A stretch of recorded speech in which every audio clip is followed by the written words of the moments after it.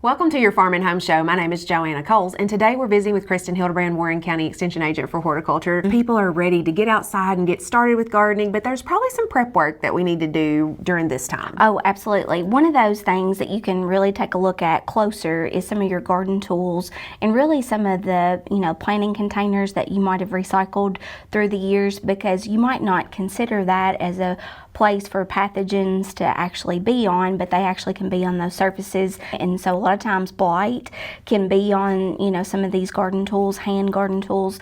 And so it's really good to make sure you go ahead and clean and also sanitize these tools so that way you're ready for the gardening season. Yeah, and it's just a little bit of maintenance that'll make our tools last a little bit longer too. It really won't take you a lot of times, but right now when it's winter, you've got a lot more downtime versus whenever it's full-fledged, get ready for the spring. And I've just got like a pair of hand pruners, and you can kind of see they're well worn because they've got a little bit of sap and plant material probably from that. And February is a good month for pruning a lot of garden plants and things like that. And so a lot of times people will use dish soap. A lot of times they'll use hand soaps. Those are really good things because if you think about Dawn specifically, a lot of times it cuts grease. Some of those real sappy type substances that come from our plants, it really cuts those fatty acid oils from the plants really easily. But go ahead and soap up that really good, and then you can go ahead and use something like we've got a scrubbing pad here, so that way you can have some friction there to get it nice and clean. Now, a lot of times you're not going to kill off any pathogens this way. A lot of times it's just cleaning those surfaces. So that's why step 2 is really important for a disinfectant. There's a couple of options that you have. One is bleach. I know it's pretty cheap. It is a little bit more corrosive, especially on metal surfaces when you're talking about your garden tools. So there's some other things that you kind of have to plan for with it. But there's also some rubbing alcohol. That one is a little bit easier. I know it costs a little bit more than the bleach solutions, but still it's a great option, especially if you just want to dip it. So like once you've cleaned, then you let it air dry, and then you can go ahead with that disinfectant. Now with the bleach solution, I will probably say that you want at least a 10% bleach solution. So 9 parts water to 1 part bleach. But it's only good for a couple of hours if you do it that way. So you want to make sure you use it up whenever you do get ready to use it.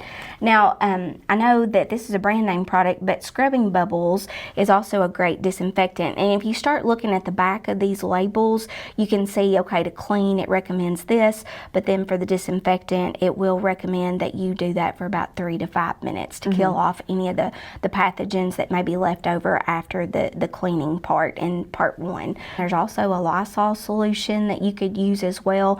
Sometimes, like when you've got all these little different planters that you've used, a lot of times people can put that solution into a big sink and just let that soak for like the 3 to 5 minutes. Usually with bleach, it only takes 30 seconds to clean. To remove those pathogens, but sometimes, like I said, it can be pretty corrosive, especially on the metal surfaces. It's really important for step 3 of this to go ahead and make sure you rinse and also dry. So the rinsing step just removes some of those corrosive bleach if you do decide to use that. So make sure you go ahead and give it a nice cool rinse, and then I always like to use some paper towels to dry it off, and then if you want to put it out in the sunlight to further dry it. People may say, okay, Kristin, I'm getting ready to prune, say, my roses. What do I need to do if I've got several? Well, if you've got more, hand pruners, what I would do is when you get done with one shrub, go ahead and put that in, do the cleaning step, disinfectant, let it dry, and then have a second pair ready to go. So that way, whenever you get done with that second shrub, you're ready to go ahead and walk through this. And those things, can be applied for, pruning your fruit trees this time of year. Really, it can be applied, not just in the vegetable garden, but also into our other areas as well. And probably any hand tool, shovels, trowels, hose, any of that would probably benefit from this. Yes, and I will say after you've rinsed and dried in step 3, it's really good to put a little oil on that, just so that way it allows those metal structures not to get, where there's rust that happens later. So just go ahead and have some oil. Linseed oil is a good oil to use. But if anybody has questions, Joanna, there's a great fact sheet that we have from the UK Plant Pathology Department. We appreciate you watching the Farm and Home Show. Have a great day.